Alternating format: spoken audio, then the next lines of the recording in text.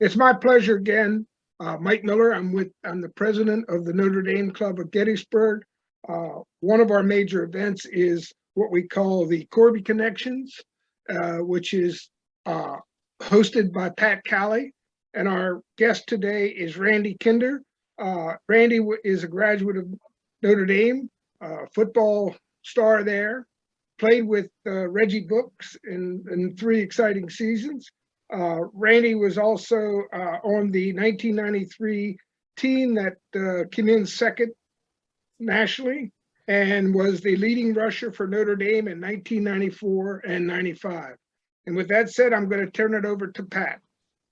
Thank you, Mike. And Randy, thank you so much for being with us today and for sharing your time. Oh, this is a great pleasure. Thank you so much. Thank you, both of you, Mike and Pat. So, but I want to talk about Holtz's Heroes, which is how you're carrying on sort of everything you took from your Notre Dame experience now. But in order to lead up to that, I want to go back to some of the things that Mike just alluded to. So, you were born in DC, but grew up in East Lansing, Michigan. I have to imagine around a lot of Michigan State folks, but something eventually brought you to Notre Dame. So talk to us a little bit about how Notre Dame got on your radar, as you were obviously a highly sought after a football player in high school, and you started to have options. Where did Notre Dame come from when you're in Michigan State territory? Sure. No, that's a great question. And I should start even a little further back, is how did football get on my radar screen? Because I was one of those kids who never played Pop Warner or junior football as a kid. It was not literally on my radar screen until much later. My cousin, who lived in New York City, my parents divorced when I was about 5, and so I spent my summers on the East Coast where my dad was, and that was part of the reason why I never played football, is because those summers when guys would be getting together and playing, I was doing stuff. So.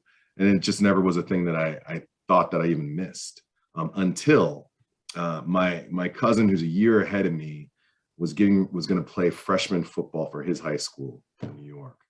And I was out visiting with him and went to the school. So when he's in 8th grade, summer before his freshman year in high school, and I'm in 7th. And he was working out with the team, and they were out running wind sprints and the like. And with the team, it was going to be his freshman team. And I ran a little with them. I worked out a little with them, and I said, I could do this. I should get into this. And in full disclosure as well, Pat, the one sport that I thought I would play was track. I thought I'd run track. That was a thing that was always in my purview and what I really wanted to do. So football was kind of a cool add-on. That next summer, he convinced me to go to a football camp with him. It was called the Defense Camp. It was at Stony Brook, Long Island. And I played linebacker. First time I ever put on shoulder pads was for that camp. And I had a ball. I had an absolute ball playing linebacker, running the ball a little bit, but mainly playing defense. And so I was psyched to get ready to play freshman football in East Lansing, and made the team and played about 2 downs all year. Just was not, it wasn't happening for whatever reason. My coach just said, you're not quite ready. I got in a little bit with the B team, but it was not a great fit. And JV, the next year, things just started to click. I worked that whole off season. I did track and then worked out with my teammates and really got into it and felt more confident. People talk about those Pop Warner years, how coaches will watch those kids kind of learn their bodies, and then how exciting it is to see a kid kind of the body catch up to where their mind was, or vice versa. I think for me, it was a little of both. I still wasn't sure how to run out there because I was a track runner. So I just wanted to, hear the gun and go, and understood there's a little bit more to it. And that was happening in real time. The lucky thing for us in East Lansing is we had, when I was there, a system that kind of, our coach, a guy named Jeff Smith, who's a Hall of Fame, Michigan Hall of Fame coach, controlled kind of the whole program. And we were all about fundamentals. We spent a lot of time learning blocking and tackling more than anything else. And then even when we were on varsity, our offense was very, straightforward. We ran a wing T, I right 41, I right 42 belly, whatever it might be. And that was pretty much it. I think we had 4 passing plays. We threw in a couple more just to give it a little, give it a little jazz to it. But it was very simple. It was get the guy in front of you. We ran some counters that would throw people way off, that would work well for us because we were so simple. And it was a perfect way for me, who did not grow up in this, to thrive and to be a good teammate by being able to really contribute. Now I got good my JV year. My junior year on varsity, we had a fantastic team and ended up making it to states and winning states. So we were Class A state champs my junior league.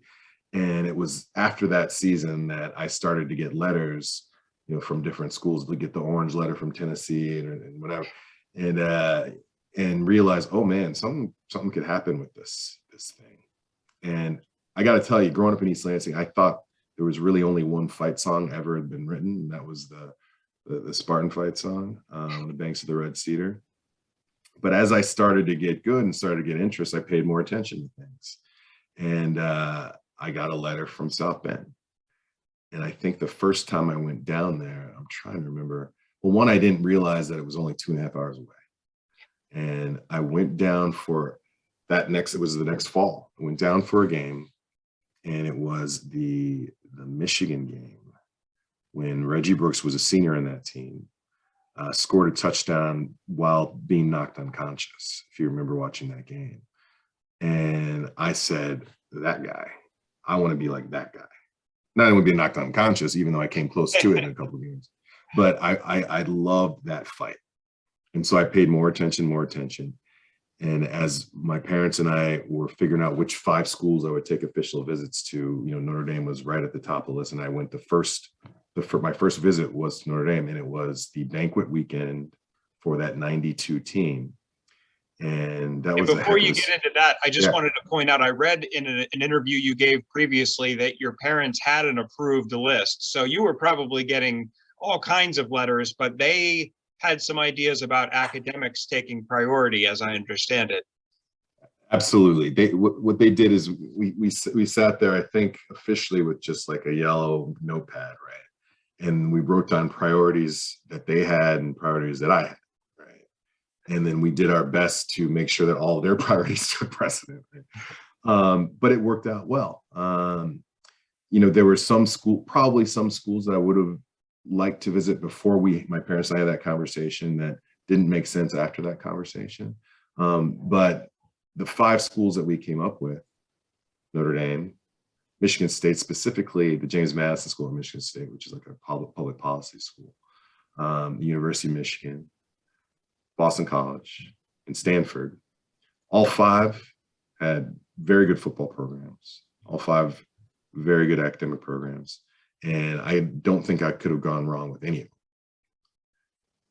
Issue for the other 4 schools was I took my first visit to Notre Dame, and it was, as I said, that banquet weekend, and where you celebrated the season, but most importantly, you were celebrating the seniors of that class. Reggie Brooks was one of them. Rick Meyer, Demetrius Dubose, Devon McDonald. I mean, it was a very, very impressive class. And as I walked in, and they were all in dress A, as Coach Holtz would call it back then. So the blazers and ties and khakis or slacks. And I watched those men and how they comported themselves. And again, I got to know them. And once again, I said, I want to be like those guys. That's where I want to end up after my 4 years in school. And I fell in love with the school. And at the end of that weekend, I basically committed. I say basically because my parents convinced me to keep an open mind in the process. But I knew that would be the default at that point. And your banquet weekend, that visit weekend, culminated with a one-on-one with Coach Holtz. And, this was the start of, not just an impression about the players. And Coach Holtz wasn't even the only impressive coach. You had, Tom Clements, you had Skip Holtz. There were a number of really impressive people there. But tell me about that first meeting with Coach Holtz and again, having that feeling of this is the guy that I want to be with. I want to be a part of this. Sure. And what's interesting about it is I think back, is it honestly started with the caliber of player, the caliber of man that he was coaching. And the natural kind of connection in my head that, oh, they're that because of him, right? Or at least he had a big part of it. So I went into it and into talking with him with that in mind, that if I trust this guy, if I trust Coach Holtz and become a student of his, right, a player of his, that I can get here. And that was essentially his thesis as well, you know, his value proposition.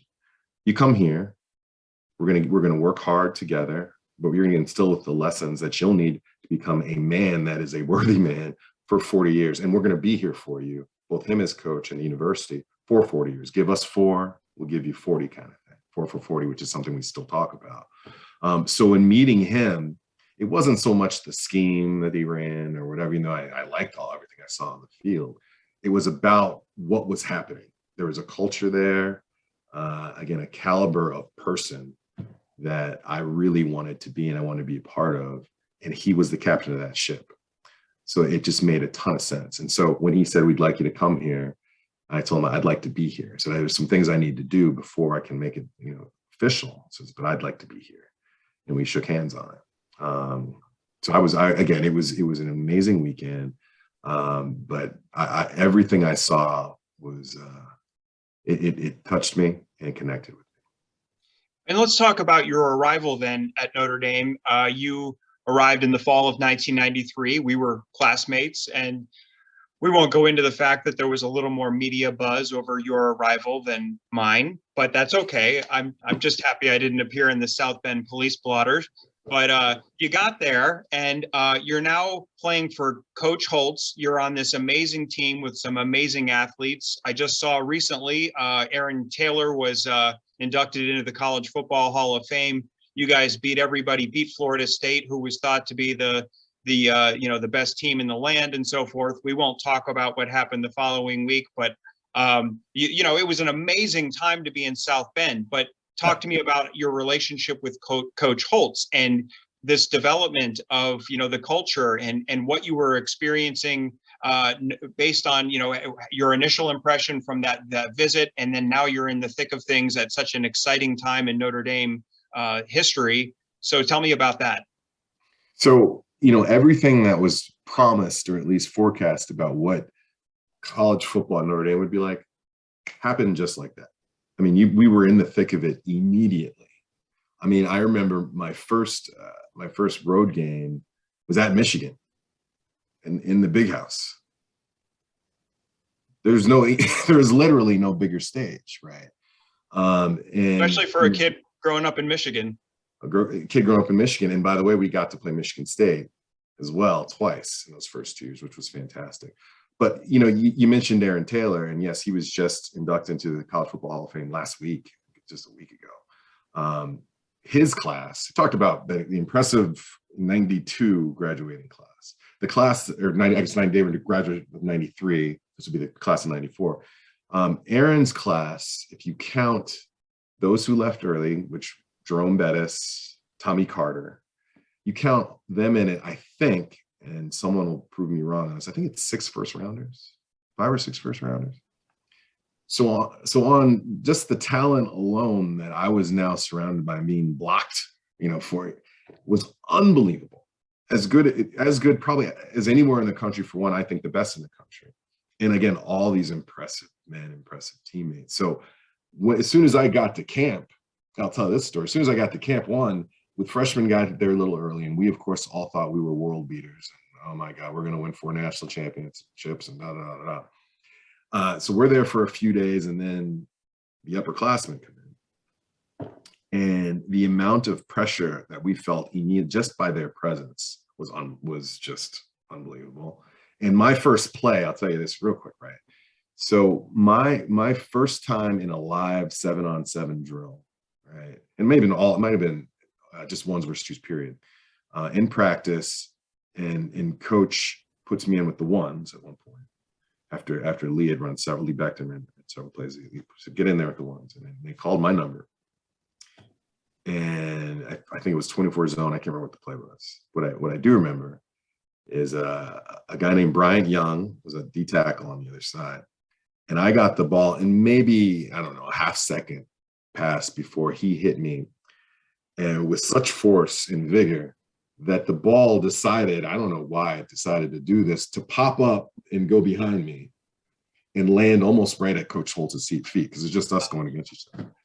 And in that couple seconds, my whole college career flashed by my eyes. And, I was sure that when I did turn around, because I kind of stood looking forward, instead of turn around and have to look at Coach, that he would hand me a bus ticket and say, thank you for joining us, and you're free to go home now. Or say, welcome to the NFL, kid, that kind of thing. And I remember I turned back and just kind of pat me on the shoulder, like, welcome to the NFL, right? Like, this is the big leagues now, strap up. I was scared. I won't use a bad word. I was running scared the rest of the time, but felt so honored. And again, that year was amazing. Going through, being able to contribute was amazing. To be a part of that Florida State game, which is my favorite Coach Holtz story, period. If it's okay, I'll tell this story quickly. The Florida State week, our freshman year, Pat, when ESPN decided, let's do this funky thing and go stay on campus for a few days. So it was the first game day. One versus two. I don't think there was a single pundit in the country who picked us to win. They were too this, they were too that. Florida State had too much talent. They were too fast. Oh my gosh, they're going against this antiquated offense. Look at them. Their best years have already passed. Everything that could be said could be said. And frankly, if you poll the team on, Wednesday before practice or so, we might have been 50-50, a secret poll, right, about whether or not we'd win or not. And Coach Holtz must have sensed something. So before practice, we met in what was then the defensive meeting room in the ACC there, just off the football office, the old football office, which used to be, I guess, the team meeting room previously, but it was a smaller room, kind of, you're all cramped in. So we meet, we all get there 5 minutes early, because with Coach, if you're 5 minutes early, you're 5 minutes late, kind of thing. And Coach walks in, goes up to the board, and on the board writes down all of our starters, all of theirs, and then goes man to man for each position and explains to us with math why the Florida State starter couldn't hold our starter's jockstrap. And did it with math. Again, they had this, or this many tackles, or this many pancakes. And we sat there listening like students, which is what we always were with him. And by the end of that meeting, there wasn't, like, again, as I said, when we walked in, maybe if a secret poll, 50-50 kind of whether or not we'd win that week. After that meeting, it was 100%, because Coach just showed us why they couldn't beat us, and that was it.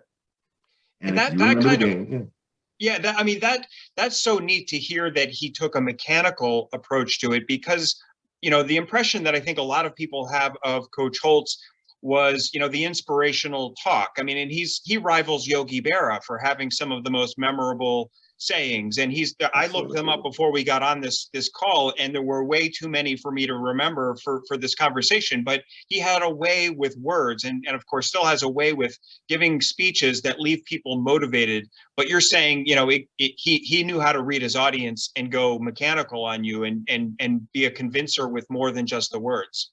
It's a very easy thing, I think. Not very easy, I shouldn't say that way. As a young man, you want to be inspired. You want to run through a wall for somebody, right? But it's easier to do that if you got some facts behind it. You know what I'm saying? And it was interesting. I was listening to some people talk about, I think he made some comments, and other people were talking about the difference between the player today versus the player 20 years ago. I think part of it is that they want to be inspired, but they also now, because all these kids are so smart, they need some facts behind it. Help me out. Let me understand where you're coming from on this. Show me what I don't know, because I want to be smarter and I want to work with something that makes sense on it. I think Coach recognized that for us, we needed to hear that, right? And also, it wasn't that hard for him, because he already had done the work, right? He knew why. He knew. I mean, he spent all his whole life figuring out how the X's and O's on this. He just needed to share that with us. And maybe he fudged it a little bit on some of the players versus later. But it didn't matter because he said, we can do this. In fact, we are going to do this. All that's left is us doing it and showing everybody else who hasn't done this work, who hasn't done this research on it clearly. And if you remember, and I know you do, the game wasn't as close as the final score. It really wasn't. And so anyway, so having that with him, and there are a million other things that he did that people don't know about that got you into a mindset that made you receptive for the big speech, that made you really able to take that inspiration without question, right? And so he was a psychology major, right? I believe it might be part of the hype that I've got in my head now. But he used all of it. He used all of it, and he did it for us with Holtz's Heroes as well, as we talked a little bit before. I mean, and making sure, hey, you need to do this for this reason, right? Here's the reasons why. And now let me beat you up a little bit and raise you up a little bit so you're ready to do it. That's been what he's done. And I think with specific stories, you've just given us a lot of a window into what the legacy was of Coach Holtz for the players who learned under him and grew under him. But, maybe aside from those stories, what when you were, we'll get to the formation of Holtz's Heroes, previously Lou's Lads, but this organization of players who had that common bond of playing for Coach Holtz, what are some of the words you would use, or that the others that you would use to describe what it meant to play for Coach Holtz? Then what was his legacy? What was the takeaway from the experience? So I think those of us in our organization, those of us who had the opportunity to play for him, or those who were associated with teams that play for him, including our trainers and managers and the like, right? When you're around him, you get that combination of what we just talked about, the inspiration, right? The toughness, but also the work, the mental work, the physical work that go into that allow you to use that inspiration. And that's been what he's always been about. Here is the plan to win. Here's the system you need to follow to get to what you want. At least once a day, I find myself thinking, okay, well, what's important now? Win, W-I-N, what's important now, which is one of his big deals, right? If you answer that question, you'll get to where you need to go. It's the point of focusing right then on what you need to get done in order to get to your goal. So things like that, I think, are the really big, the big kind of life lesson things. One of the big life lesson things that we get from him. The other pieces go to just love and trust of your teammates, commitment to those goals, all which kind of ties into this, right? Love, first of all, right? You love your teammates, you die for them, you play for them. The sacrifices you're making are for them so that you don't let them down and they feel the same about you. Trust, you're trusting that they're going to make that, they're going to do the same thing you're doing, right? If you trust somebody like that, then it's going to make your job easier. And a commitment to the plan, right? Commitment to each other and to the plan. Again, all these things kind of fitting together. If you follow those rules, you win. That's kind of what we've taken with us for the most part, is that plan of life, which again, it's not just key to football when you're 18, 19. I use it today in my work. I use it with my team at work. These same things. Hey, if we do this now the right way, it's going to pay off when we gotta show up and get it done the same way. So we've kind of all carried this with us. He also, as you know, as everybody knows, was a complete devotee to our university. We shared that love with him.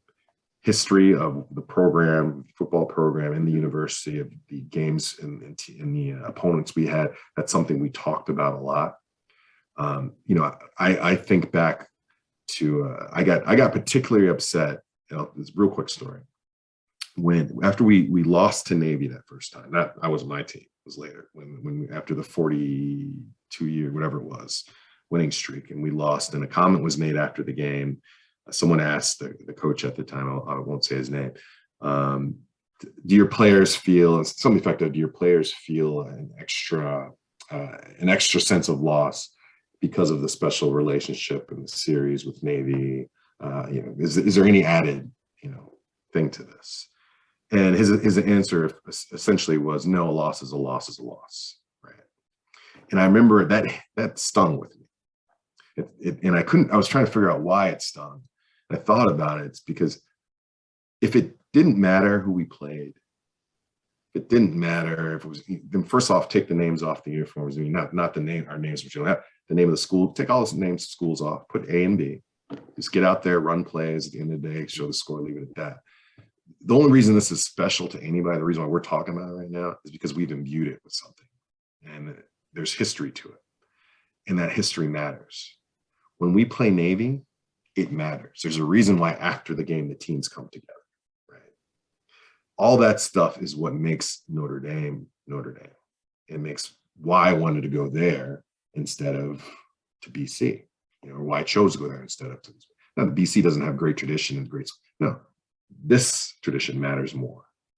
And I think Coach Holtz did a fantastic job of infusing that into everything else we did, so that all of our guys, when we step on a campus, we get a special feeling, period. I know you do as well, right?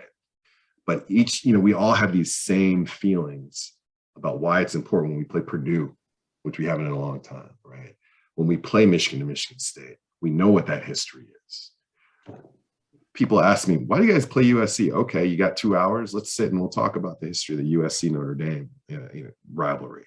I mean, these are things that we're going to live in, that we'll keep with us till we die. Coach Holtz brought all that in and infused it with so much meaning that we feel extra special. Feel like we have a bond that goes beyond anything else. Well, and that's a perfect segue into the Holtz's Heroes organization, because as I understand it, everybody, you leave after 4 years, you leave after however much time you have at Notre Dame, and then you go off into your life. And you and the others who were playing for Coach Holtz felt a sense of disconnection from Notre Dame, and the Holtz era ended. So it was like there had been a shift, and you felt like you were shifted away from it. Maybe I'm putting the wrong words to it, but talk to me about how that feeling of being disconnected after the Holtz era, and how you reconnected with Notre Dame through Holtz's Heroes, and the whole mission of the organization to sort of stay connected to that experience that you had with Coach Holtz. Well, I think it's probably, and I should say too, we talked about the 5 schools that I visited. By the time my college career, by the time I graduated, every single one of the coaches that recruited me, head coaches that recruited me, was no longer at the school that they were at. Every single one, right? For whatever reason, retirement, firing, whatever it was, they just weren't there, new jobs. So it happens a lot that coaches leave and there's a turnover. We're going through that right now at Notre Dame, right? When Coach Holtz left and I left at the same time, I'm not sure if there's a connection there. I'm just kidding. Maybe he left because he didn't want to have to go on without me. The shift kind of that happened was, a lot of our guys just kind of started to feel a sense of disconnection, as you talked about. And in particular, even though many, especially on defense, guys were very familiar with and close with Bob Davie and a lot of the coaches who stayed. But there were a lot of things that happened where assistant coaches were leaving. And then when Bob Davie left, especially, there seemed to be even more kind of a rift. There wasn't anyone at the school who was necessarily saying, hey, please come back, guys. Not that we're grown men, we need to be begged to come back, but there was a less of a connection there. And by the time we got to Coach Weiss-ish, there was in the way kind of the Ty Willingham, leaving happened. You had a lot of guys who just said, you know what, at this point, I don't know if I'll ever go back. I mean, that was said more than once. So Coach Holtz was invited back to the university at some point there. And one of the first things, I think the first thing he did, is he set up a reunion on campus, South Dining Hall, invited everybody who played for him back. And I can't remember if it was spring game weekend or what, but what I do remember is we all got in the South Dining Hall and he spoke to us, and it was filled. Families, some people brought families with him and the like. And he told the story of when he left the university. He told a story about how he felt and how hard it was for him to leave and how hard it was for him to come back. But that he came back for the same reason that we all should be back and should be claiming the universities, because one, if we are detached from and don't have, just don't have that connection, where it hurts absolutely no one but us and our families.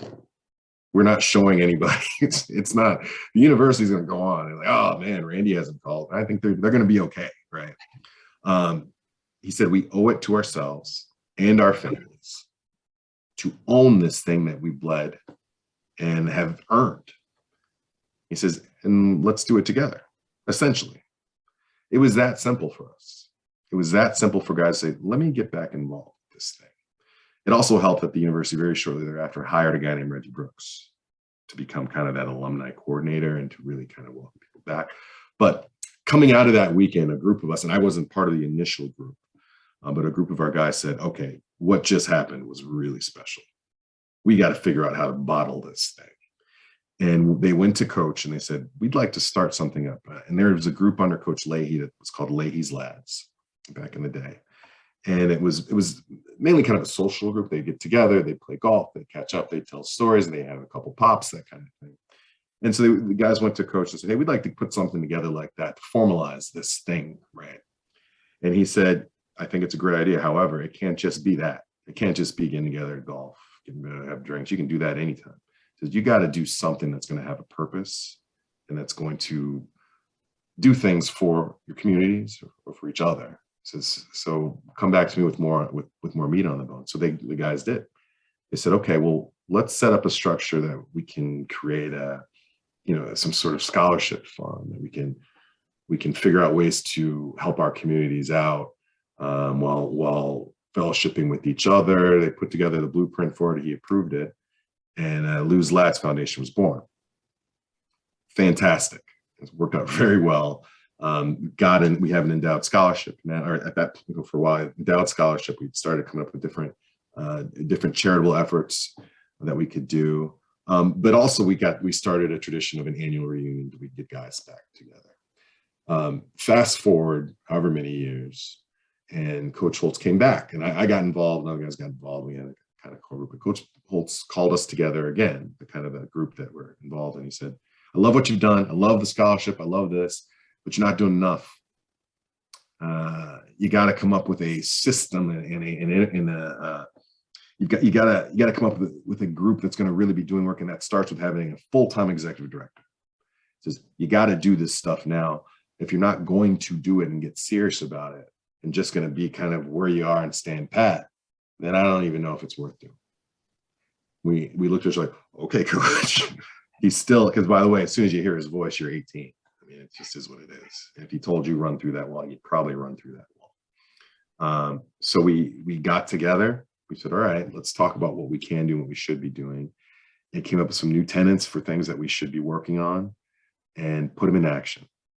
We spent a good year and a half, 2 years really figuring out the best way and who could be an executive director and what program should be going after.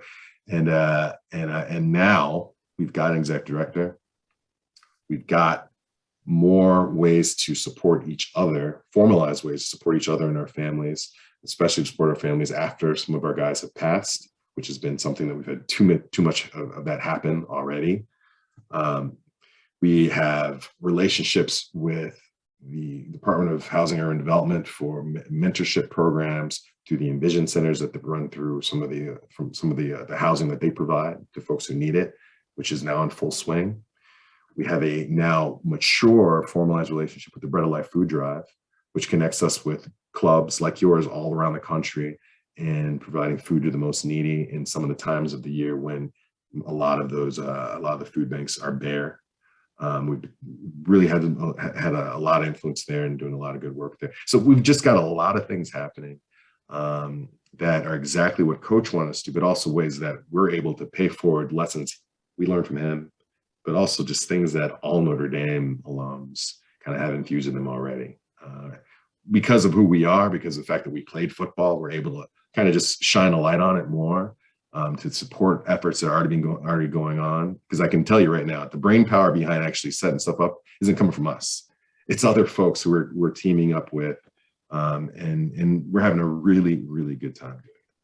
You know, I love that the way you describe it is an organization that was, you know, just like you would expect with Coach Holtz being involved. There was an inspirational gathering. It has grown over time. Holtz makes another appearance, inspires you again to greatness, and you're pushing to do more and more. And, when you and I spoke before we got on this call, you said, I asked about the shift in the name, and you said, well, you might get some different explanations for Holtz's heroes. But the way you put it really hit me. You said, it's not us being the heroes. It's who can we be a hero to? And going out in that sort of mantra of service to other people, accountability to other people that I think Lou Holtz probably instilled in all of you. Yeah, it's an aspirational thing, right? It's something that has to be earned. And standing pat and not doing something when you can, that's not a hero by any means, right? So I think you said it best, right?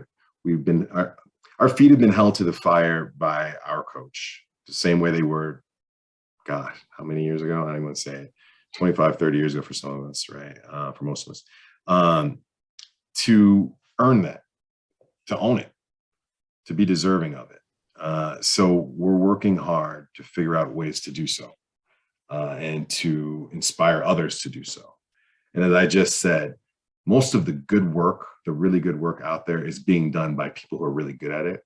Our job is to help them, to shine a light on what they're doing, and to make that work easier for them, or at least get them more resources to do more with it. And we've formalized how we do that. And as I said, a big part of this, this goes down to kind of the family that we are to each other, is figuring out how to make sure we're supporting each other. And as I mentioned, we've already lost way too many guys. The law of life is that we're going to lose more. We want to make sure that we are helpful to our guys, our people, if they're in need. Especially want to be helpful to families of our folks if they pass. Make sure they know we're there. When one of our guys dies, their family need to know that their kids have got uncles here, a couple hundred uncles, a couple hundred brothers-in-law, right, who are here for them and will support them, and actually have some ways to directly support them that we've set up as well. And also a big thing that we're doing now too, Pat, as well, and this is stuff that we're doing inside, it's not necessarily public facing, is talking to each other more. And when I say talking, I don't mean just the text circles that we have when any news comes out about a recruit.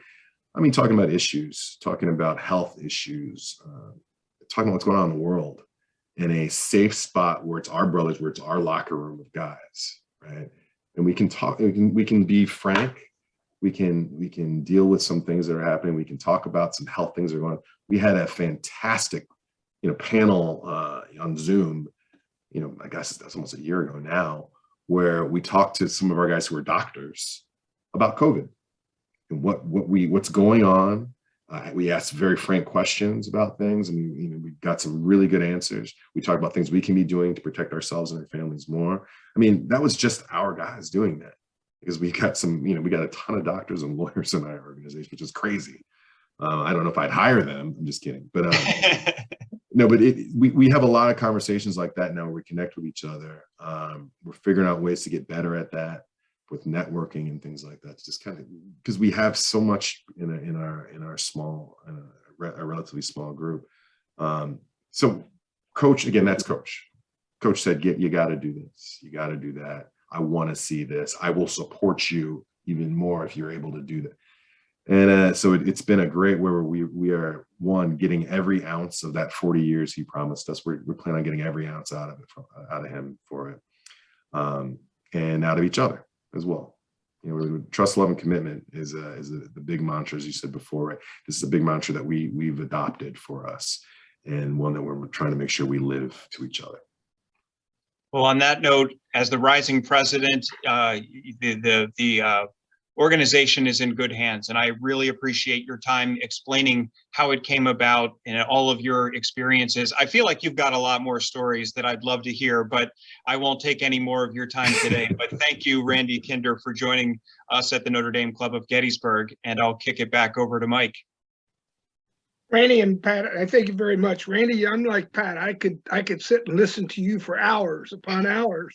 So, you might be somebody, if you wouldn't mind doing it, that we would like to bring in as a club to speak to our organization. We have different banquets and stuff like that, and it not only we'll put it out to the community. I think it could be a big benefit. Well, I'd be honored to entertain something like that.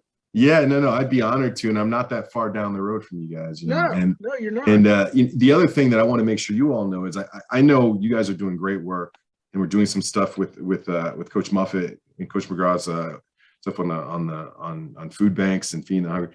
I want to make sure that we are connecting as an organization with the Gettysburg Club to help push any of the efforts you're doing, and also take credit for the good work you guys are doing. But let's make sure we get that done. And again, we don't mind sharing the credit. No, I'd love to come up and talk with you all, and I'd love telling stories. Some we probably wouldn't put on a public broadcast, but I'd love the opportunity, and I really appreciate you guys inviting me on here. Well, again, Randy, January we start our new year and our new calendar, and it will be something that I will bring up for the club to entertain, because I can see other members of the club being just as enthusiastic about it as what Pat and I were today. Fantastic, man. I look forward to it. Thank you both very much.